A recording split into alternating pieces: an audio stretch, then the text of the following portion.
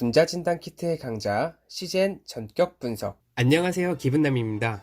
지난 영상에서는 코로나 관련 기업으로 마스크 제조의 대표주자 KM에 대해서 알아보았죠. 이번 영상에서는 코로나 진단에 아주 중요한 분자진단 키트 강자 시젠에 대해서 알아보겠습니다. 사실 시젠을 조사하면서 많이 놀랐는데요. 코로나 시리즈의 첫 영상인 우한폐렴 소개 영상을 준비할 때만 해도 시젠의 시가총액은 8,723억이었어요. 그런데 며칠 전인 4월 14일에 확인해보니 종가 기준 시가총액이 무려 2조 2063억으로 약 2.5배가량 올라있더라고요. 시젠은 글로벌 분자진단 전문기업인데요. 시젠이라는 이름은 C와 진의 합성어로 말 그대로 유전자를 본다라는 뜻입니다. 시젠을 소개하기에 앞서 분자진단 기술이 뭔지, 분자진단 시장은 어떠한지 한번 알아보도록 할게요. 챕터 1. 분자진단이란?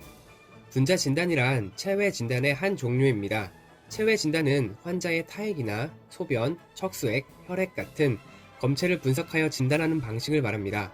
우리에게 익숙한 혈당 측정이나 조직 검사, 임신 테스트 등이 이 체외 진단에 속합니다. 그 중에서도 분자 진단은 조기에 진단이 가능하기 때문에 각광받는 기술입니다. 분자에 대해 살펴보면 분자는 아주 작은 입자인데요. 물 분자, 산소 분자 같은 물질들 뿐만 아니라 세포 단위보다 작은 미세한 유기체도 분자로 이루어져 있습니다. 즉, 분자 진단은 세포보다 작은 유기체를 분석하는 진단 방법이라는 거죠. 챕터 2. 국내 9배 분자 진단 시장.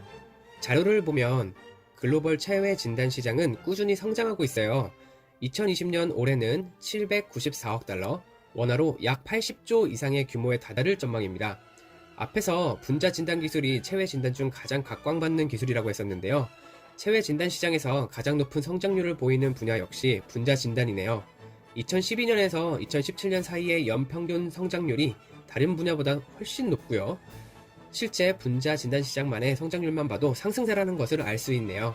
글로벌 분자 진단 시장에서 점유율 1위는 전체 시장의 25.2%를 차지하는 로슈입니다.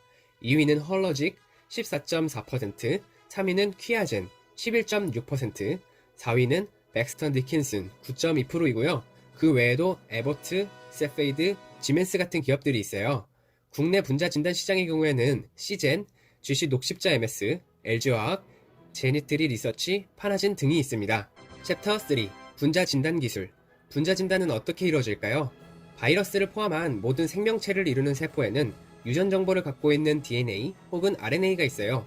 이 DNA 혹은 RNA가 기존의 데이터베이스화되어 있는 코로나 바이러스와 동일한 DNA 염기 서열인지 확인하는 것이 바로 분자 진단이에요. 혈액 검사를 할 때도 검사에 필요한 일정량의 혈액 확보가 필수적인 것처럼 분자 진단에서 중요한 부분 중 하나가 충분한 DNA 확보인데요. 연구자들은 이 문제를 DNA를 복제하는 것으로 해결했어요.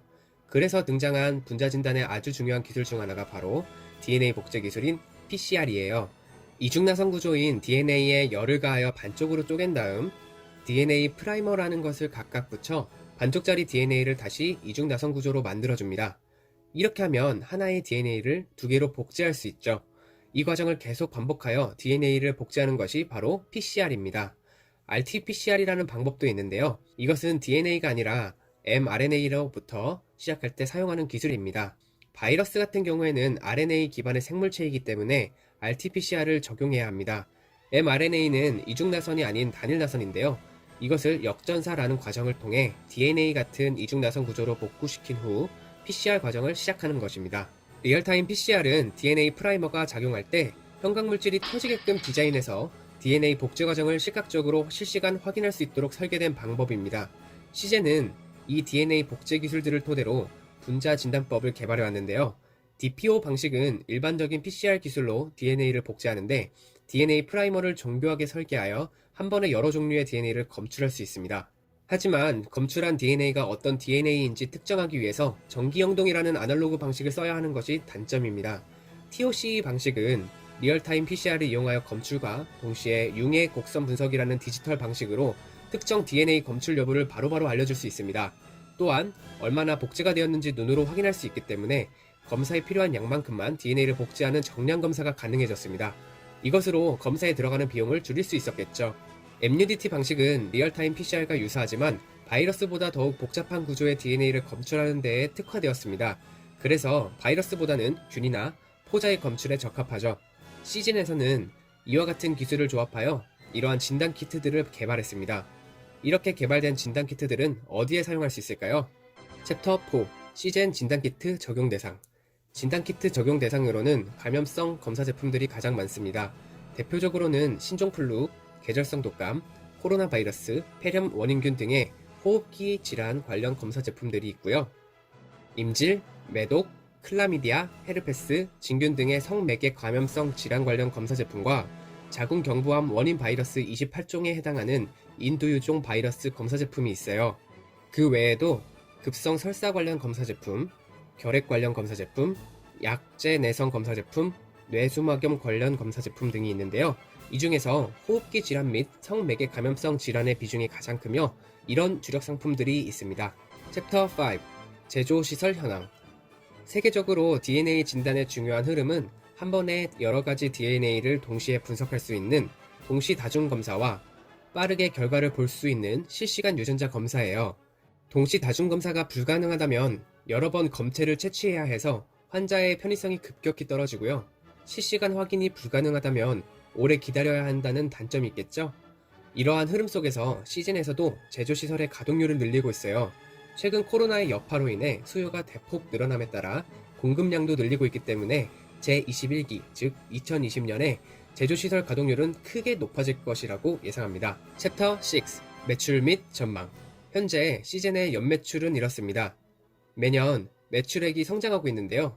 2020년은 코로나 사태 때문에 훨씬 더 많은 성장을 할 것이라고 예상되고 있습니다.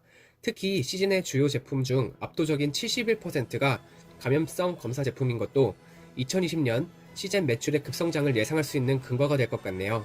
뿐만 아니라 시즌은 총 매출액 중 수출이 80%에 육박하는데요.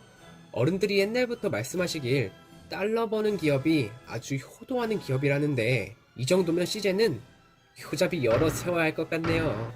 2020년 3월 17일 기준으로 코로나 진단키트의 해외 수출 허가가 났기 때문에 달러를 갈키로 긁어 모을 것이라고 예상됩니다. 오늘은 코로나19와 관련해 분장키트 분야에 대해서 알아보았는데요. 영상이 유익하셨으면 좋아요, 구독, 알람 설정 부탁드리고요. 기분남에서 설명해줬으면 하는 재밌는 주제가 있다면 댓글로 추천해주세요. 그럼 다음 영상에서 만나요.